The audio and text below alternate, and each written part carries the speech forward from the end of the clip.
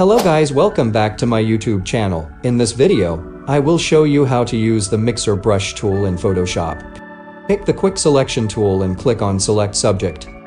Press Ctrl J twice. Choose this layer. Now go to tools and choose the mixer brush tool.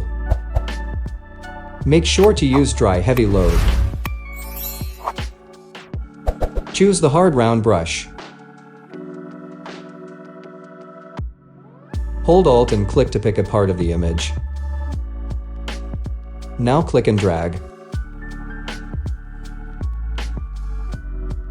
Create a new layer here. Hold Alt and click to create a clipping mask. Choose the brush tool. Set the foreground color to black. Choose the soft brush. Reduce the opacity.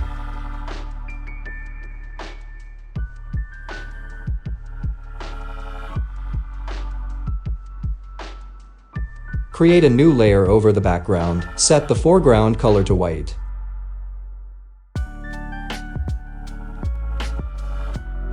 That's it. Hope you liked it. Subscribe to my channel for more tutorials. Also watch other tutorials in my channel. Thanks for your support.